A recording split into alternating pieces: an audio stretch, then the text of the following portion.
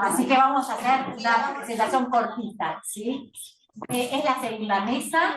La idea de esta mesa es presentar al segundo dispositivo en el que estuvimos trabajando desde el ICSAL este año, que tiene que ver con una nueva línea editorial, que se llama Atlas. El nombre de Atlas no es por casualidad, porque realmente lo que hace es referenciar, editar, sistematizar las presentaciones que se hacen en las reuniones científicas.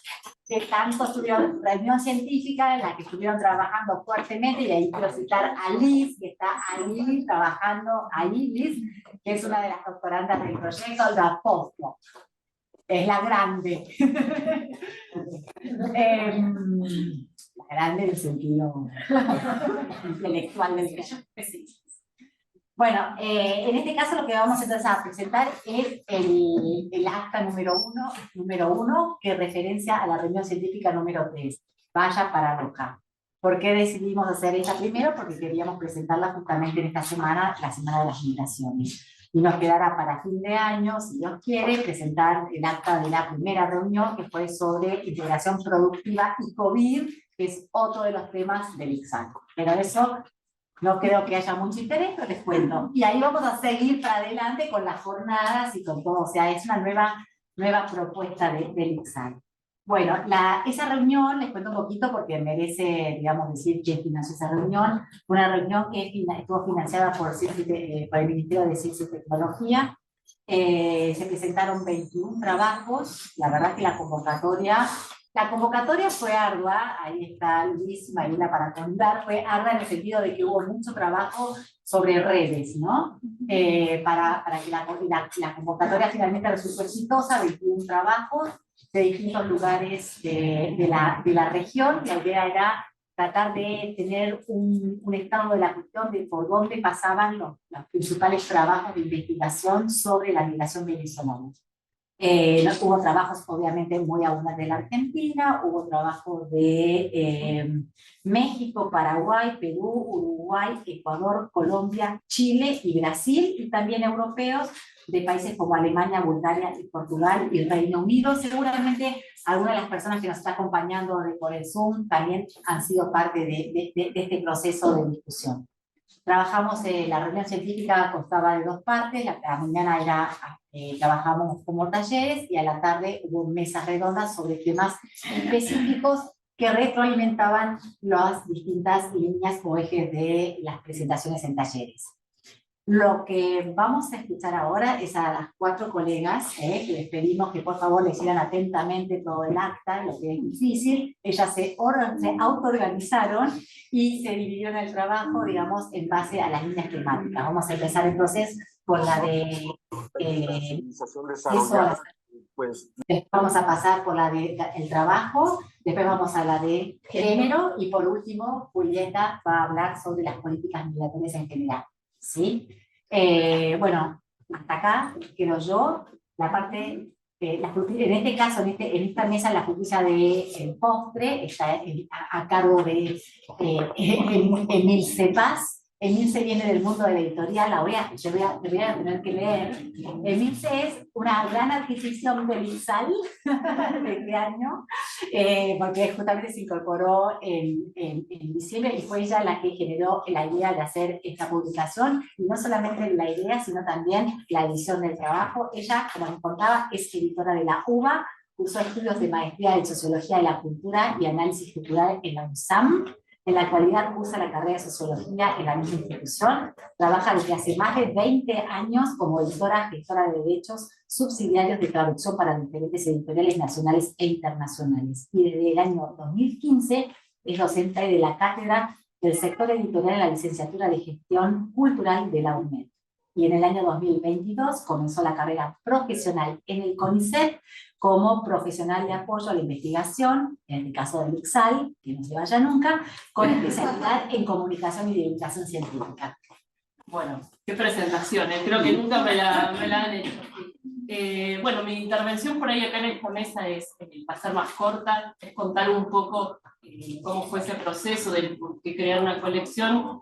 Lo más interesante, lo más divertido, lo más nutritivo van a ser lo que ellas nos cuenten como autoras o como comentaristas del libro, en el caso de las Julietas. De las Julietas. De las Julietas. De las Julietas, sí. Bueno, ¿por qué crear una colección de libros, ¿no? Sobre todo en un momento donde la revista académica es como el vector del conocimiento? Eso hace muchas décadas era diferente. Hoy pasa por otro lado, y entonces, ¿por qué un libro? ¿Por qué apostar a ese soporte? Porque mucho de lo que sucede, ¿no?, en contextos académicos queda en la oralidad, como lo que estamos transcurriendo hoy, una jornada, las reuniones científicas, como decía Mercedes, este primer libro publicado se basa en la reunión científica número 3, Migración Venezolana, pero también hay conferencias, bueno, hay un montón de instancias en la oralidad donde circula mucha información, datos, estadísticas, reflexiones que surgen en el intercambio de opiniones y de ideas, que se pierden de alguna manera, que no puede llegar a trascender. Entonces, la idea fue que consten actas, ¿no? como su nombre indica de la colección, todo eso que sucede. Más allá de que están contenidos audiovisuales, los invitamos a ver nuestro YouTube, donde también ahí pueden ver, está hace poco, no está todavía la reunión científica, pero sí todo lo que vamos incorporando en los últimos meses. Pero lo que permite la palabra escrita, lo que permite la escritura, es el orden y la sistematización de la información, un orden que sea repositorio de información que se pueda revisitar por investigadoras, investigadores y todos aquellos que les interese el tema. Entonces, por eso la idea de apostar al formato de libro. ¿Y cómo fue el proceso? Si bien yo no estuve cuando fue la reunión científica, yo estoy desde diciembre del 2022, bueno, mis compañeras, Mercedes, todas sí me fueron contando cómo fue esa reunión y también un poco lo que implica el ámbito académico, ya que yo vengo en realidad del sector privado, o sea que para mí todo esto fue un descubrimiento, pero sí la idea fue hacer un proceso profesional de la colección y del libro, más allá de que estemos en el ámbito académico, público, tratar de respetar ese circuito de producción de un libro. Entonces hubo una instancia de previsión donde pensar la idea, la colección, por qué, cómo, el diseño, trabajar con un estudio de diseño, pensar una maqueta, para después sí pasar a una instancia de edición en la que se trabaja, bueno, en este caso editora, con autores y autoras, trabajar esos contenidos. Por ahí, justamente como yo no estuve desde el inicio, no tuvimos tanto tiempo de trabajo con todas las autoras y autores, pero sí por lo menos nos permitimos en la mayoría de los casos tener algún tipo de intercambio. Y hoy estoy poniéndole cara a muchas que Carla, por ejemplo, con las que hablamos mucho por mail y demás, pero siempre fue al revés. Yo siempre conozco primero a los autores y las autoras y después paso una instancia virtual. Bueno, acá fue todo al revés. Espero que a futuro también, en las próximas publicaciones, poder conocerlos también, que siempre está bueno para ese intercambio, ese vínculo entre editora y autores y autoras. Entonces siempre sí se trató de respetar ese circuito como si estuviéramos en una editorial. ¿Y por qué no? O sea, por ahí la insistencia o tratar de que sea un proceso profesional, porque así como la escritura forma parte, ¿no?, de la instancia de producir conocimiento, la palabra, la escritura de los investigadores también terminan de redondear ideas, de generar, de producir su línea de investigación, conclusiones, reflexiones y demás que te obliga la palabra escrita. La etapa de edición también es como un revisitar esa instancia, es repensar, es reflexionar, es volver a repasar ideas, conclusiones, fuentes.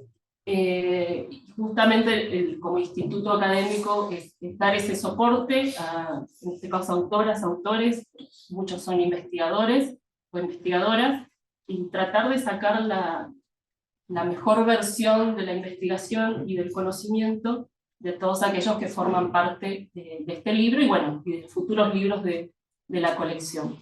Creo que ha sido logrado, así que me siento muy contenta y orgullosa de este primer libro que ojalá sean muchos más.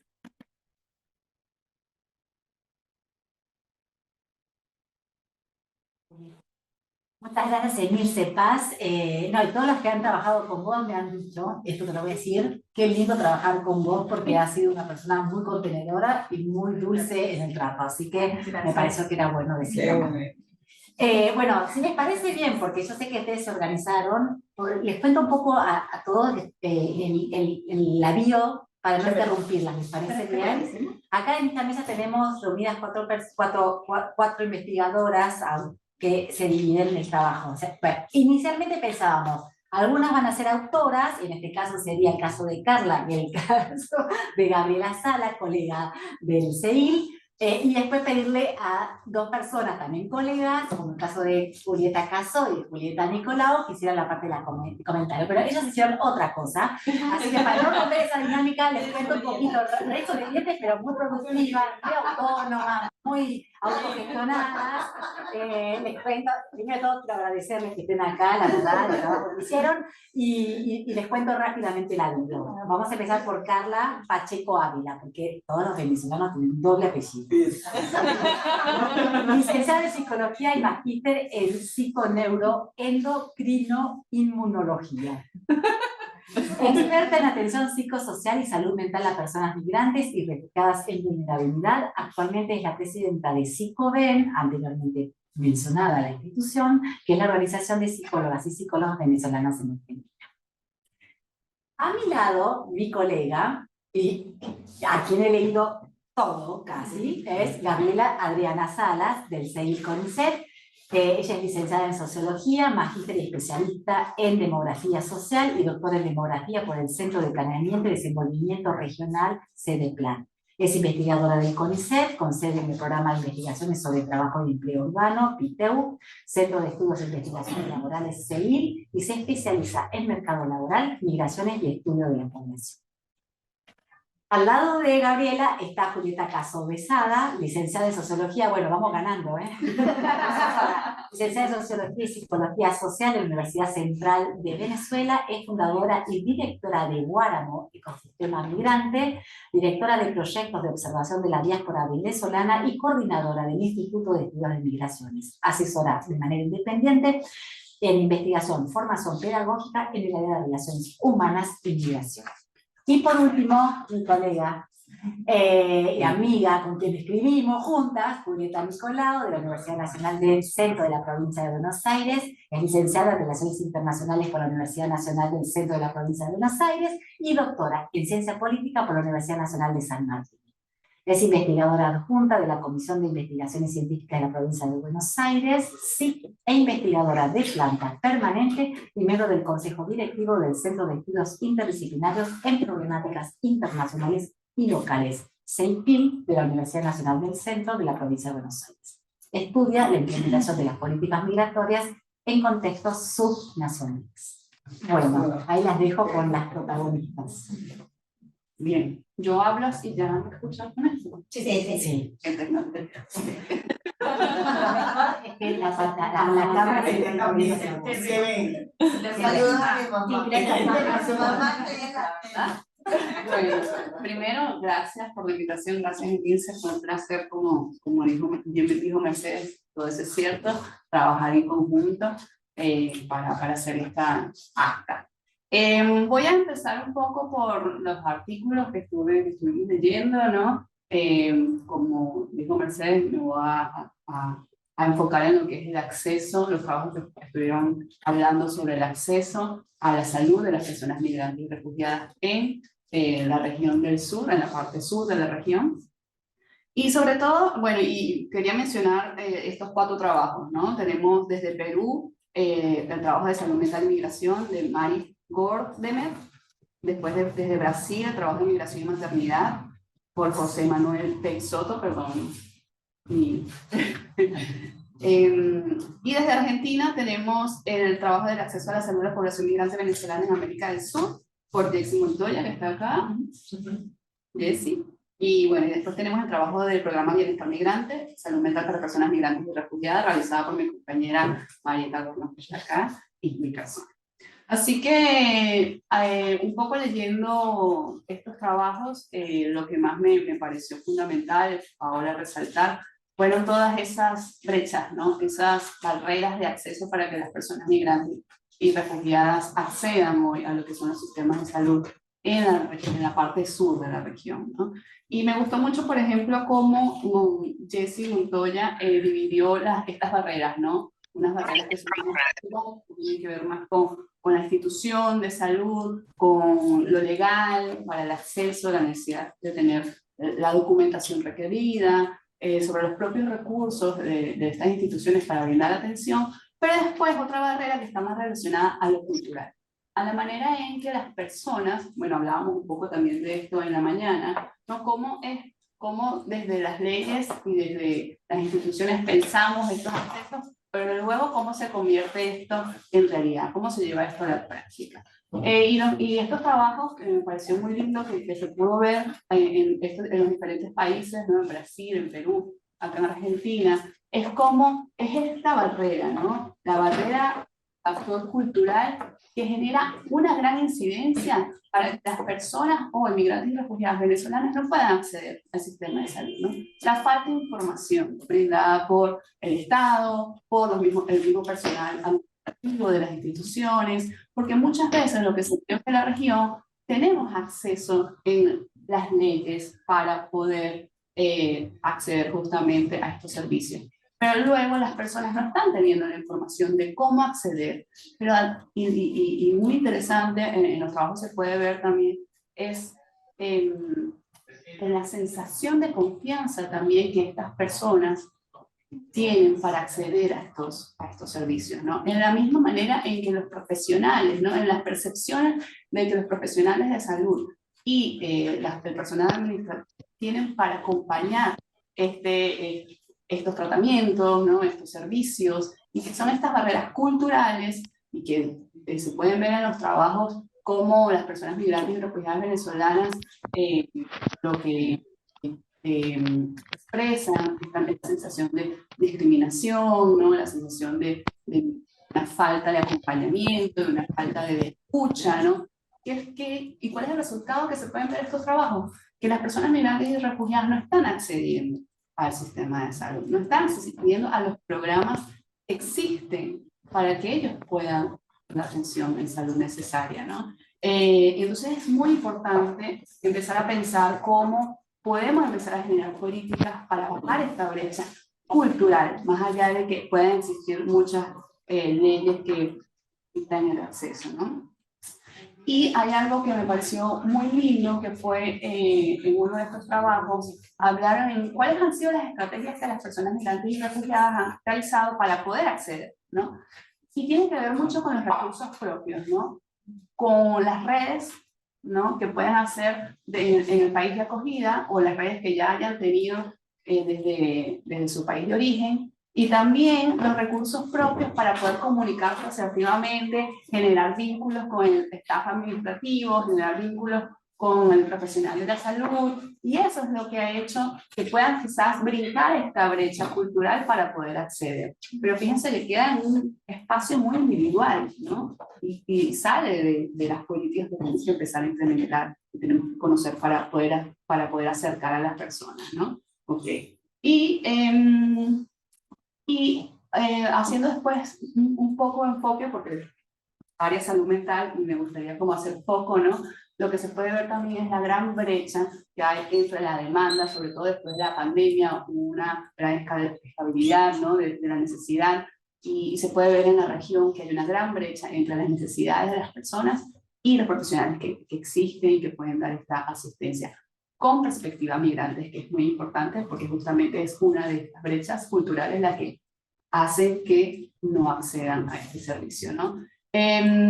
Y que para mí es acá vital empezar a pensar en la no patologización de las migraciones, ¿no? Empezar a entender que son estas brechas, que son nuestros propios sistemas de acogida en la región, que hacen que las personas migrantes y refugiadas tengan más síntomas de malestares. Y no es al contrario, no es que la migración nos hace sentir mal o hace sentir mal a las personas. Son nuestras maneras de abordar y estas brechas y estas limitaciones lo que están generando el malestar. Entonces es como empezar a cambiar la mirada, ¿no? Dejar de mirar a la persona migrante y refugiada como el objeto donde hay un malestar, sino empezar a pensar por nuestras instituciones en cómo estamos nosotros generando malestar para poder implementar políticas para salir de esto, ¿no? Y ya para cerrar, yo quería como resaltar esta integración. Para nosotros, aquí ya como representante de una organización civil, ha sido fundamental este espacio, ¿no? Porque me parece que el Mercedes, la institución, el ICSAL, están saliendo de esta mirada un poco de justamente de ver a las personas migrantes y refugiadas como objetos, donde vamos, investigamos, sacamos información y después plasmamos todo esto en la academia, y entendiendo que somos parte también de ese conocimiento, ¿no? De poder construir juntos, de que nuestro trabajo, por lo menos en esta organización, esté en esta acta, para nosotros es muy importante, ¿no? Porque muchas veces pasa, bueno, ¿pero dónde sacaste esto? Bueno, de la experiencia, pero justamente en conjunto vamos a poder construir un conocimiento de, como dice Milce, después nos va a trascender, que eso me parece buenísimo, va a trascender Psicoben, va a trascender FOCA, va a trascender la migración venezolana, porque cuando está en papel sabemos que el conocimiento se sigue profundizando, así que yo muy agradecida y siento que este es el camino. Así que gracias.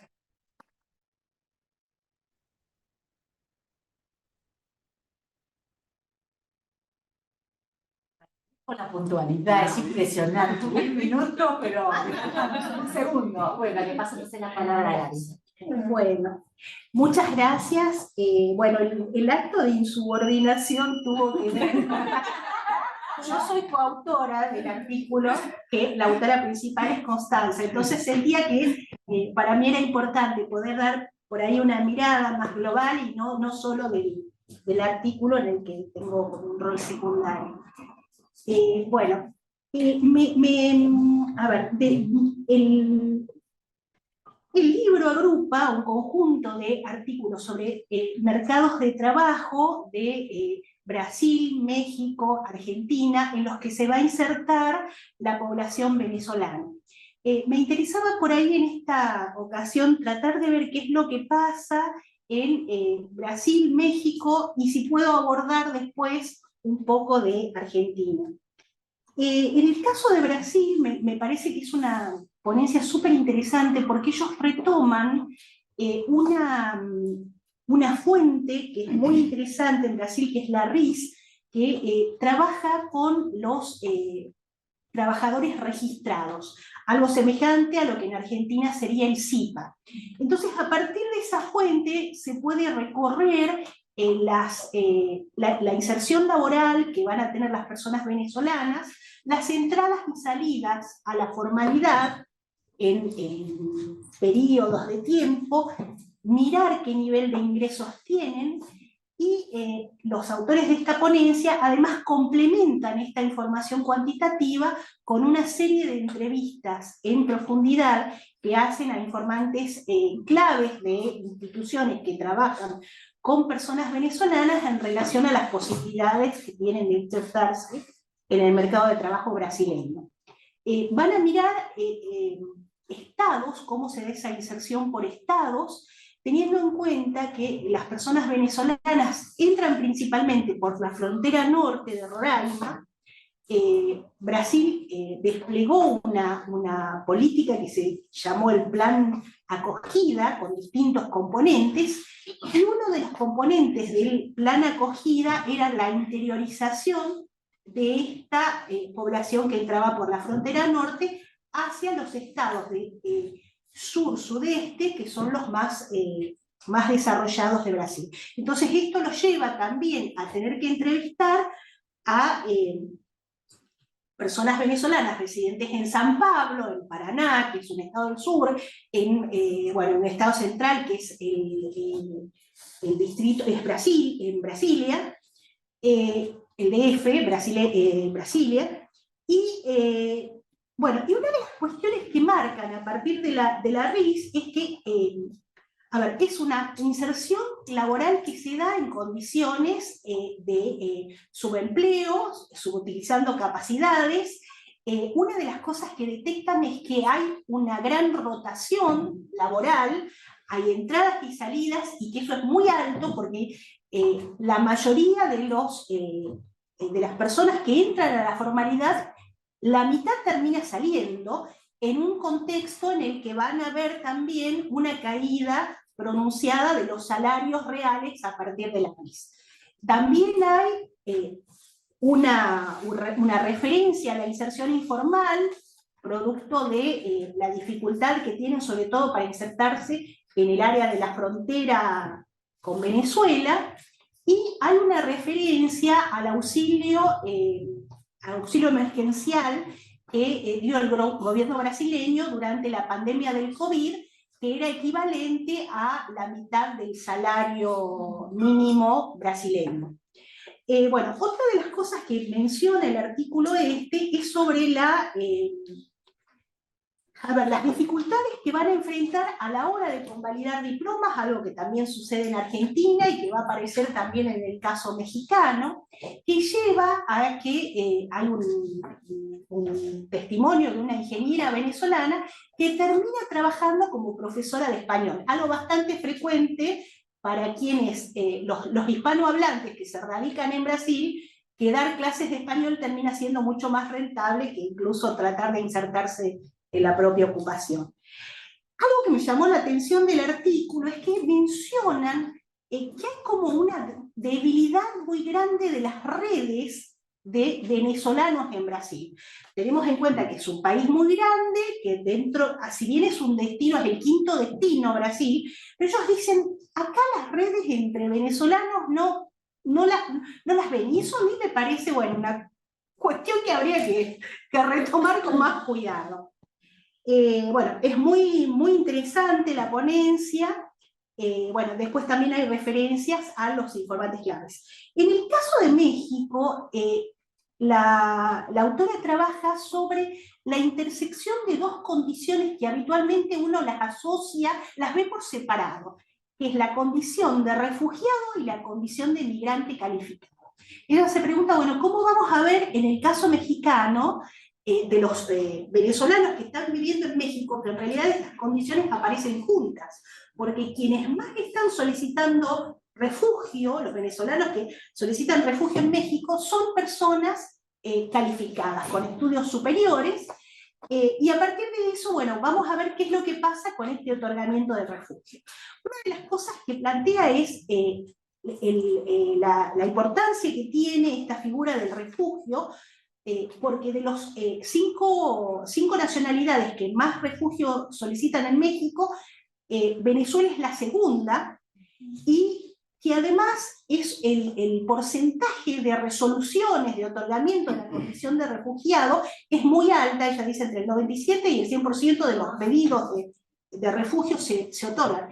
Pero paralelamente, a ver, es un número pequeño en relación a la cantidad de venezolanos viviendo en México, pero paralelamente, que es muy alto, también tenemos un proceso de exclusión.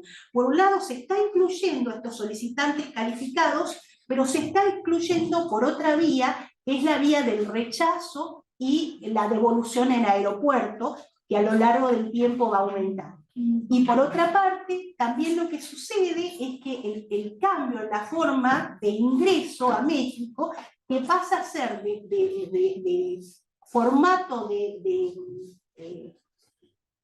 por avión, por aire, pasa a ser un ingreso predominantemente terrestre por la frontera sur, junto con las caravanas que van a entrar por el Tajón del Darién, Centroamérica, la frontera sur mexicana, avanzando por tierra, cruzando México con la expectativa de llegar a Estados Unidos. Entonces hay una visión súper crítica, porque dice, bueno, esta figura de refugio, que aparentemente funciona bien, en realidad también termina generando un limbo jurídico, porque el tiempo que demoran en resolver, la persona termina trabajando en cualquier cosa y además sumado que no puede convalidar sus estudios.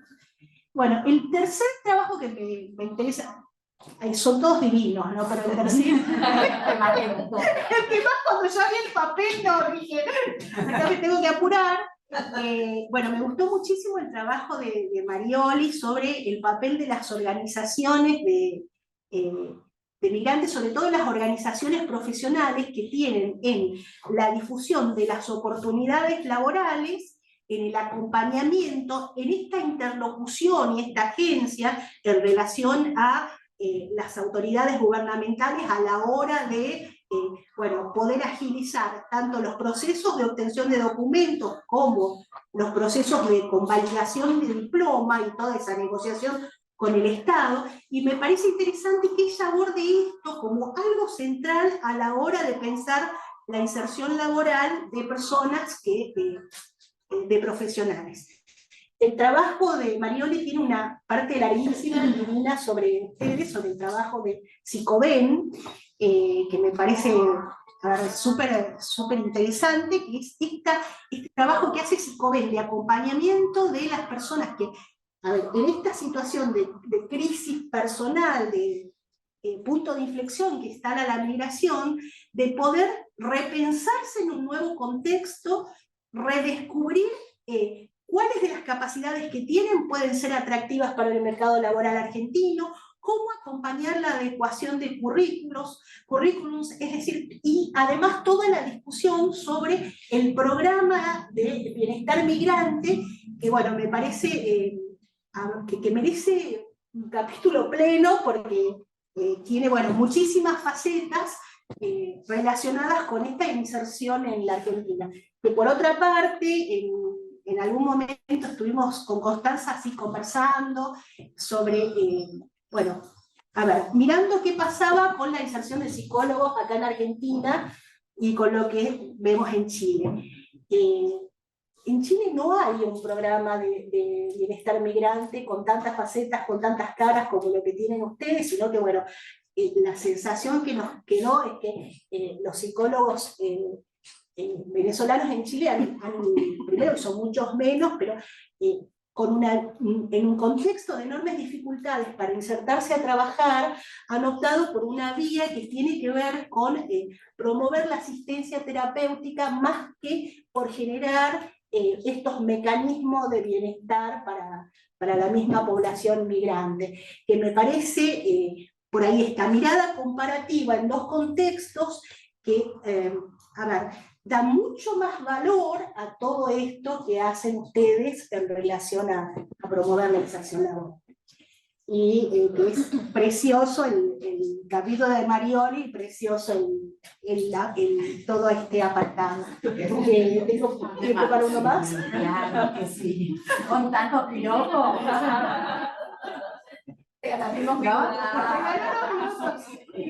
Bueno, con respecto al trabajo de Constanza, Constanza estuvo trabajando muchísimo, Constanza y mío.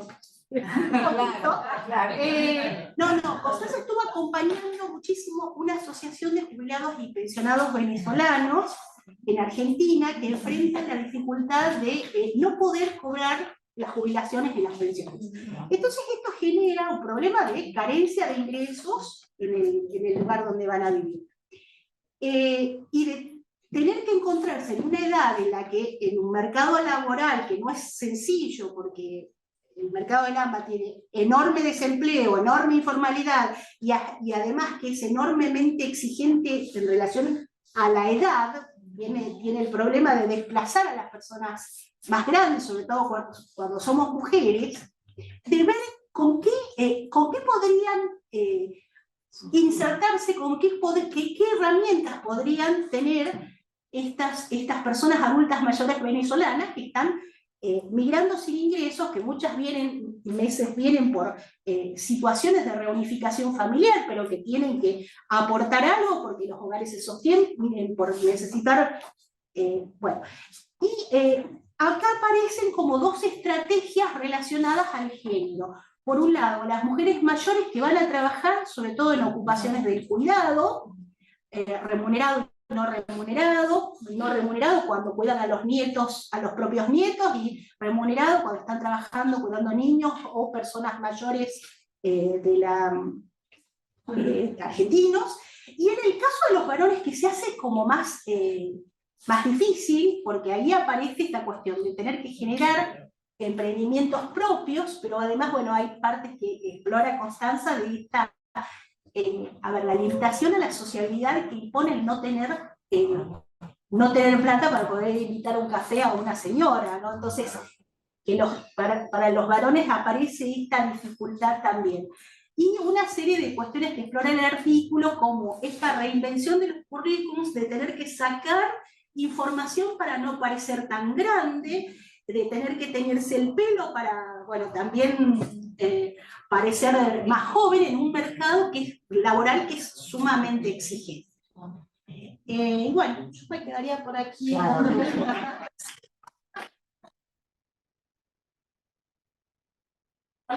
Teñirse el pelo y nos miró a la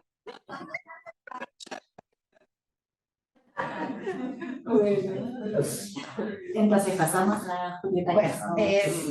Bueno, como todas, gracias por la invitación. A mí me tocó en la asignación de Gaby género, aunque no es como tal mi especialidad. He trabajado en Guáramo, tuvimos un programa enfocado en género, ¿no? Entonces, algo que yo celebro y que me encantó de los artículos y que se me hizo difícil es que empecé a subrayar. Me gustaba todo y después tú eres el resumen del resumen. El resumen, cumplir con esa exigencia de los 10 minutos, ¿no? Pero creo que es importante destacar, o me llama a mí la atención, que muchos de los estudios sobre migración se basan mucho en datos, ¿no? Y parece que terminar el análisis desde son tantos venezolanos en Argentina, son tantos venezolanos en Chile, o la migración en números, ¿no? Creo que los autores de estos libros, y celebro además que le den espacio, hablan no solo desde lo cualitativo, ¿no? Sino que se animan a utilizar palabras que nos llevan a la reflexión, tanto a los que somos investigadores, como en este caso los que somos migrantes o nos relacionamos con migrantes, de que tú vas leyendo y tú dices, yo acá me represento. Y yo creo que eso es algo que en migración tenemos que ir, en los estudios de migración, ir destacando. No es lo mismo decir, en el caso de Argentina, hay 220.000 venezolanos, sino decir, poner un extracto donde la persona venezolana en Argentina nos cuenta, y tú dices, oye, hay otra cosa, que es lo que decía, que son maneras de abordar, ¿no? Es darle un rostro, porque la migración no son solo personas que salen de un país a otro, sino son vidas que salen de un país y se integran a otro, incluye también a la otra persona, ¿no? Entonces, cuando hablamos de migración y género, yo pienso en, somos mujeres, somos migrantes, pero además muchos somos madres, trabajadoras, muchos somos jefes de hogar, por lo menos la migración venezolana en Argentina, las que somos madres con nuestros hijos, aquí hay un lugar donde nos sentimos que tenemos posibilidad de salir adelante, y creo que somos luchadoras solidarias, pongo yo, porque además ellos hablan en el texto de la lucha como una forma de dignidad, no la lucha como una forma de sacrificio. Y de nuevo empezamos como a vernos con otro rostro, ¿no? Porque saber que la migración es difícil lo sabemos, pero cuando empezamos a hablar de otro lado, tú dices, bueno, este discurso, digamos, de un diagnóstico, de una realidad, ya la sabemos, ¿para qué me la vas a recordar? Empecemos a escribir un poco más en positivo, ¿no? Entonces, lo que yo quiero compartir son estos aspectos positivos y hasta optimistas que encontré en los artículos que yo vi. No todos, porque le digo, eran bastantes, pero primero, me encanta que hablemos de tramas de significado, porque el significado no nos generaliza todo, sino que nos da la posibilidad de interpretar tanto el que estamos estudiando la realidad como el que nos está contando, ¿no? Y tramas es como pedazos, porque nosotros, los científicos sociales, empezamos a unir pedazos, entonces es como un marco, la ciencia social es un rompecabezas, empezamos a poner las fichas, ¿no? Y cada ficha tiene una importancia en un momento determinado, y atrevernos a decir, son tramas, son parte de estas experiencias, como dice el autor, ¿no? Habla de interpretación de las dimensiones, entonces mete las sociales, históricas, políticas y económicas. Pero hay una interpretación, no lo vivo igual yo la crisis que lo pueda, aunque seamos migrantes venezolanos, llevamos en el mismo momento, de nuevo, darle la posibilidad de interpretar, porque nos abre además la posibilidad de reinterpretar después. Entonces podemos escribir de nuevo nuestra historia. Sí. En sociología nos permiten ahora decir, bueno, vamos a reinterpretar lo que vivimos, ¿no? Habla también de reflexionar, que no implica tener una solución. Bueno, cuando hacemos la asociación mujeres, migración, podemos ver que ha habido desigualdad, podemos ver todas esas diferencias, digamos, que nos ponen en un lugar, no en el mejor lugar, pero no podemos cambiar una historia, es muy difícil, desde la migración además, que ya tiene su grave dificultad, querer trascender una realidad que llevamos muchos años luchando. Entonces, reflexionar no es querer tener una solución, pero cuando uno le cuenta y dice, ¿qué vas a hacer? No tengo la solución, pero estoy pensando en eso y poder aportar un poco, ¿no? Habla también de entramados subjetivos, como decía Carla, es interesante que podamos interpretar nuestra vida como migrantes y también desde el lado investigador, qué es lo que estamos viviendo, qué es lo que estamos sintiendo y cómo lo estamos analizando, ¿no? Son formas de responder y de posicionarse a unos procesos que son muy complejos, porque vienen de una crisis social que vivimos, en este caso los venezolanos, que marca cierta forma inclusive de enfrentarnos a este nuevo reto migratorio, y el reto migratorio en sí, que tú tienes un camino, pero sabemos que nunca son los mismos, ¿no? Y hay algo interesante que creo que toda la mayoría de las mujeres migrantes, por lo menos con las que yo he trabajado, es esa renegociación de roles, ¿no? Rompemos un poco los paradigmas, ¿no? La migración te lleva a enfrentarte a situaciones donde tú no sabías que eres capaz de.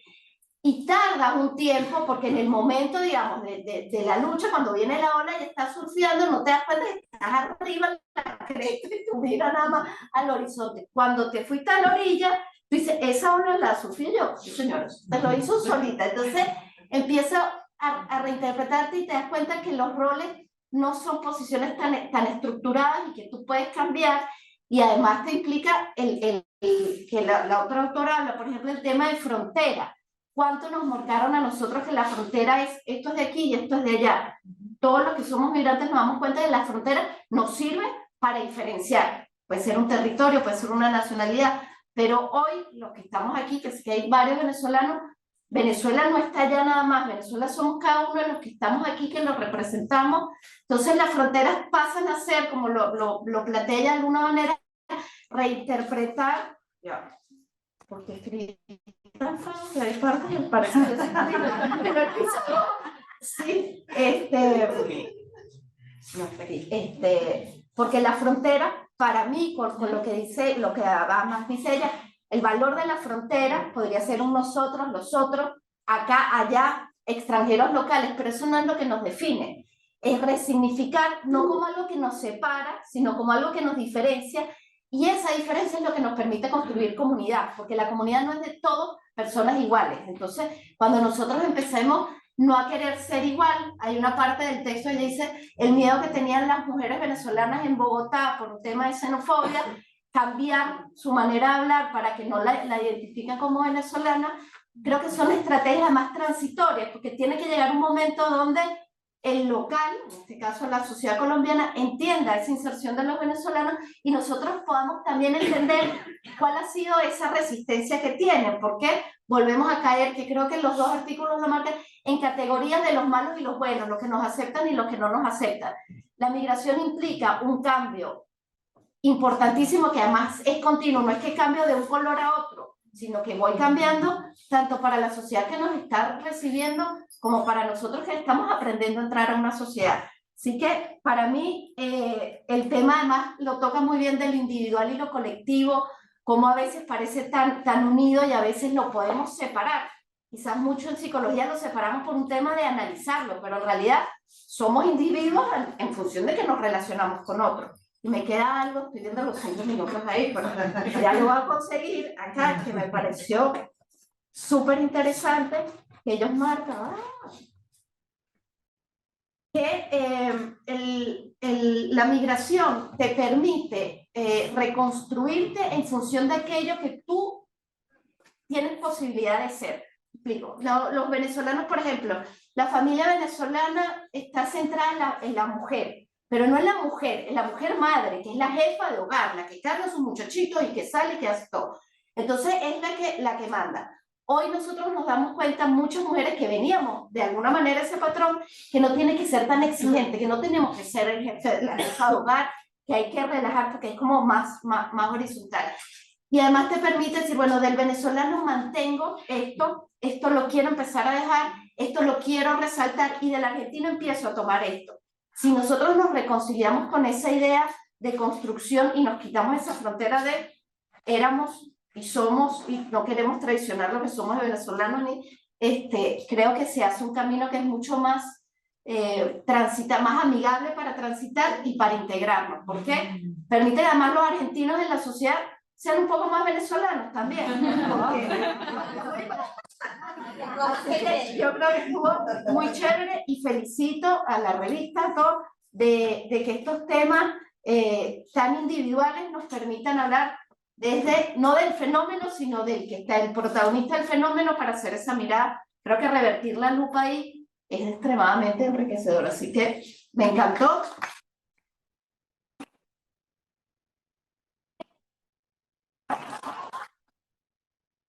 Bueno, entonces a la última panelista, Julieta Moreno. Yo no soy tan obediente, Mer, tampoco, así que vos mandame papelito. Dale, la confianza. Aquí la sobreadaptada ya sabemos quién es. Vamos a empezar a hacer. Bueno, buenos días. En principio, yo quiero tomarme unos minutos para agradecer a Mercedes, y en nombre de Mercedes a todo el equipo de investigación que conformamos con gente valiosísima que hemos estado compartiendo ya hace 2 años, aprox, año y medio, donde bueno, el ELICSA nos han cobijado y nos han dado un lugar muy interesante y un espacio de enriquecimiento colectivo, de planificación, de proyección, donde hemos conocido, bueno, mucha gente muy valiosa y estamos compartiendo con muchas de ellas que nos hemos puesto rostro. Yo soy quizá una de las que estoy un poco más lejos, entonces es súper grato estar acá y conocernos y charlar en persona y demás. Y en lo que nos convoca hoy, bueno, felicitar también a quienes han coordinado este producto y a quienes forman parte de esta obra colectiva, cada uno y cada una de los autores y autoras que formaron parte. Yo quería comenzar la reflexión con algo más transversal y no tan específico, que decía, bueno, qué oportuno esta metodología y esta modalidad y este formato que adoptaron estas actas, y después escuchándola a Emilce dije, bueno, pero esto estuvo pensado en esta dirección, ¿no? Y esto tiene todo una planificación detrás que tiene que ver con esto de apostar artículos cortos, artículos más de una índole de divulgación científica, que uno no tiene que ser experto o experta en migración para acceder, para dar lectura y entendimiento a estos trabajos. Y me parece súper útil porque justamente estamos ante una necesidad constante de conocer todo el tiempo quién, quiénes, dónde, cuándo, qué se está investigando sobre migración venezolana en la región y en Argentina, ¿no? Una agenda que se ha desarrollado de manera muy célere a la par del propio fenómeno de la movilidad venezolana en la región, y una necesidad de estar sabiendo de lo que se está produciendo y se está investigando en distintas instituciones, desde distintos espacios, no solamente académicos. Hoy la presentación de la mañana es un poco reflejo de eso, así que este producto para mí contribuye en esa dirección de poder identificar estas líneas temáticas, poder ir conociendo hipótesis, proyectos de tesis de grado, de posgrado que están sucediendo, investigaciones con mayor o menor nivel de consolidación, pero que nos brindan un panorama súper interesante en esta necesidad de potenciar colectivamente esta agenda de investigación, porque realmente necesitamos articularla entre todos, potenciarla, escalonar esfuerzos, no superponerlos. Digo, me parece sumamente útil desde esa perspectiva. Y yendo más a lo específico, que tiene que ver un poco en esta distribución que nos hemos dado de reflexiones, en mi caso personal no soy autora, sino que fui convocada a comentar y a dar alguna reflexión sobre lo leído. Me tocó el bloque 4, que tiene como un denominador a la estatalidad, digamos, ¿no? A la estatalidad en el sentido de la mirada sobre el Estado receptor en la producción de políticas públicas para la admisión, la receptividad, la regularización, pero también para lo que tiene que ver con la otra dimensión de las políticas migratorias o de la gestión migratoria, que es lo que comúnmente se llama integración o inclusión en distintos espacios de la sociedad de acogida. Y si hay otra característica muy significativa que tienen los distintos trabajos que confluyen en esta dirección en la obra, es una concepción y un tratamiento del Estado, que rápido que vamos, y un tratamiento del Estado en toda su complejidad. Y en toda esa complejidad me refiero a en su composición horizontal y vertical, en sus diferentes instituciones, el Estado entendido en sus diferentes actores, desde sus lugares de enunciación o dimensión formal, de normatividad, de construcción de política pública formal, pero también en su dimensión de la praxis y de la operatoria cotidiana y de y la dimensión burocrático-administrativa de cómo funciona esa estatalidad cuando toma contacto con la población migrante, que es un poco lo que explica todo lo que se conversó hoy en la mañana y que se retomó ahora, que tiene que ver con las desde esa doble perspectiva me parece a mí, un punto de partida fundamental para poder comprender esos gaps, esas diferencias entre la accesibilidad formal y la accesibilidad práctica y efectiva, distintos servicios, bienes públicos y etcétera, con los que toma contacto las comunidades migrantes y en este caso particular la comunidad venezolana. Y voy a dejar, dado los 5 minutos que me quedan, alguna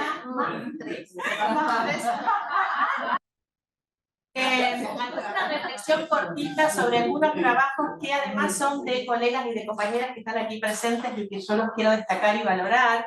El primero es de María Liz Baiocchi, María Liz, que ella lo que hace es algo muy importante, que es una revisión bibliográfica y una revisión de literatura y un estado del conocimiento, que es muy importante para esto que decía anteriormente de la necesidad de estar actualizados en una agenda de investigación que va a un nivel y a una velocidad que es difícil de controlar, si se quiere. Y en el caso de las políticas públicas, María Elisa hace un aporte muy interesante recuperando distintas contribuciones de, por ejemplo, cómo se están clasificando los estados sudamericanos en función del tipo de respuesta que se le está dando a la migración, en función de los distintos dispositivos más o menos indiferentes a la migración venezolana, más o menos comprometidos en la elaboración de disposiciones específicas o de respuestas jurídicas más coyunturales que lo abordan como una dinámica migratoria temporal y otras respuestas de largo plazo. Esta falta que es tan evidente pero nunca la ponemos tanto en palabras, ¿no? Esta ausencia de una respuesta coordinada, al menos a nivel sudamericano, para abordar el éxodo venezolano, que es una obviedad a todas luces, pero nunca la reflexionamos en profundidad. Bueno, el trabajo de María Elisa, entre otras cosas, desliza consideraciones de este tenor que para mí, abren la puerta y la ventana a muchísimas discusiones. El trabajo de nuestra otra colega Paula Buratovich, es muy interesante porque ella desde su proyecto de tesis doctoral aborda una cuestión que tiene que ver con esto que decía hoy. Bueno, ¿cómo se posiciona este Estado? No ya cómo abrimos la puerta a la migración venezolana, sino cómo abrimos espacios de inclusión. Y Paula se enfoca en una mirada comparativa entre Argentina y Chile, Santiago y Ciudad Autónoma de Buenos Aires, en el espacio de inclusión por excelencia que tenemos, que es el educativo y en el nivel primario. Tan importante en términos de la reunificación familiar que está teniendo la migración venezolana ahora, la composición familiar en ascenso, la problemática de niñas y adolescentes en el ámbito de reunificación, pero en muchos que los excede. Digo, empecemos a mirar esos espacios de inclusión y cómo operan algunos obstáculos, que es lo que se pregunta Paula, algunos obstáculos y barreras simbólicas y materiales aún bajo paradigmas de inclusión, ¿no? Cómo se solapan, y no solamente desde lo estatal, sino cómo nuevamente contrastamos la norma, el discurso, la formalidad de la política pública educativa respecto de las propias trayectorias migratorias que hacen la niñez venezolana en nuestro país. Me parece que el trabajo abre la puerta y una necesidad de ya contar con hallazgos y resultados para poner en debate y discusión.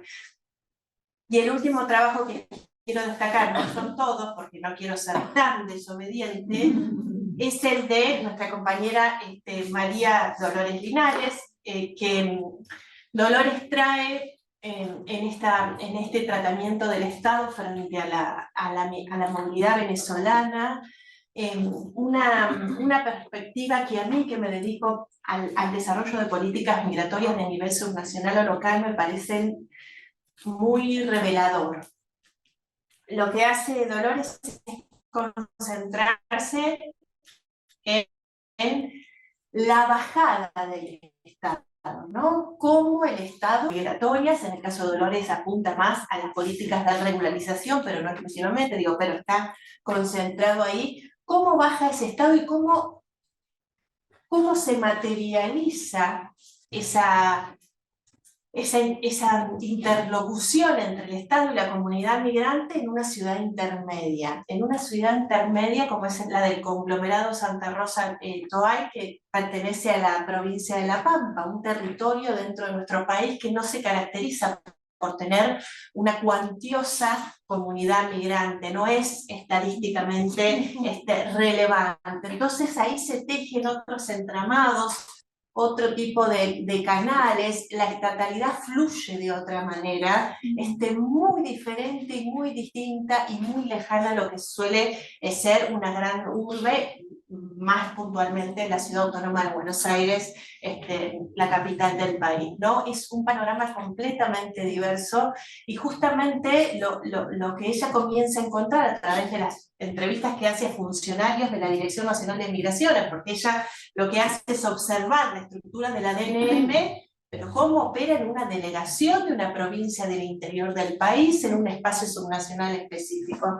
Y ahí aparecen cosas que yo las conecto mucho con lo que está sucediendo en muchos gobiernos locales de la Argentina, puntualmente en el territorio de la provincia de Buenos Aires, donde yo pongo el ojo, pero en general, y que son dinámicas completamente diferentes, donde existen canales de vinculación cuasi informales entre el funcionario y la funcionaria y el referente o la referenta de tal o cual organización, donde los contactos son cotidianos, donde algunas veces existe una crítica también y aflora una cuestión de esto que es difícil abordar porque a veces toca sensibilidades, pero que quiere decir con la folclorización de la agenda migrante de las organizaciones, ¿no? Esto de decir, bueno, ¿qué lugar le damos a la comunidad migrante en este espacio local? ¿Qué lugar le damos a su simbolismo, a sus tradiciones? ¿O qué lugar de exclusividad le damos a eso vis a vis la agenda de derechos o la agenda de acceso a derechos? El trabajo es muy revelador en ese sentido y abre una puerta, porque es una investigación que no está culminada, sino que está en curso, a poder empezar a contrastar con entrevistas en profundidad cómo percibe el o la migrante venezolano o venezolana que habita en esos espacios geográficos respecto de esa estructura estatal que tiene ese particular funcionamiento y dinámica en ese espacio territorial. Bueno, me voy a dejar ahí, pero me invito, yo sé que la mayoría de quienes están acá han leído las actas, pero invito no solo a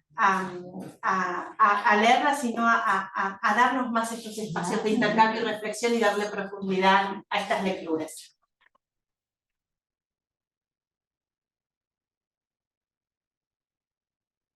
Bueno, me gustaría primero felicitarlas, agradecerles porque la verdad que nos llevaron, la idea era que hicieran menos trabajo, al final leyeron todas las actas y nos lo contaron, así que más que agradecidas. Querría, no sé, tenemos unos 5 o 10 minutos, ¿alguien quiere hacer una pregunta antes de cerrar este panel? Bueno. ¿Dónde consigo las actas? Voy a preguntar con mi universidad En la página del ICSAL está la etiqueta de publicaciones de ICSAL y ahí está, o ahora está arriba de todo porque está la novedad. Y ahí le encuentran el PDF para descargar. Contarles que nuestra idea era, obviamente, editarlas, pero editarlas no, están editadas, imprimirlas en formato papel, aunque sea para las autoras acá presentes, pero es excesivamente caro. Así que vale, y estamos en la era de la virtualidad, contarles también que además de este producto, digamos, Emilce también estuvo trabajando en entrevistas escritas y en entrevistas orales, en audiovisuales que van a aparecer, porque como todas las autoras no podían estar sentadas acá, por ejemplo, hay entrevistas a Jessie, creo que a Liz también, Estamos en proceso con Liz y con Dolores por escrito todavía no está publicado. Y bueno, también próximamente van a estar disponibles, también Emilce, o sea, hace poquito se enteró, pero le estamos imprimiendo mal. También hizo una red en Instagram, así que seguramente estas cosas van a estar publicadas. Bueno, si no hay preguntas, podemos ir cerrando este panel. Les quiero contar 2 cositas. Esperamos volverlas a ver. Ya tenemos una actividad para diciembre. El 12 de diciembre vamos a hacer una mesa. Ahí van a estar, digamos, como panelistas las distintas doctorandas y postdoctorandas del ICSAL, hablando un poco sobre la agenda, digamos, de cada uno de las brechas de acceso en cada uno de estos sectores a 40 años de la democracia argentina, una especie de mesa resumen de las 4 reuniones que tuvimos con distintos actores, ¿no? Públicos, privados, de organizaciones a lo largo del año. Y nada, agradecerles a todos que estén, que hayan venido este diálogo maravilloso, yo en representación de todo el equipo, les agradezco, y yo personalmente, y seguramente Laura también, agradece a nuestro equipo, tanto a Emilce, como a Berenice Conde, como a Mariela y como a Tami, que no la veo, pero se está organizando lo que sigue, porque sin ellas esto sería imposible, así que querría un aplauso para ellos.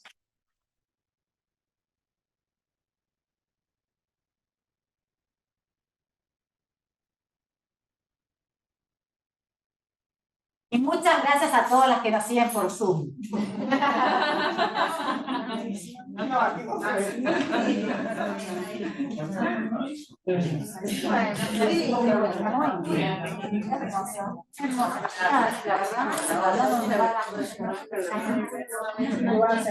Bueno,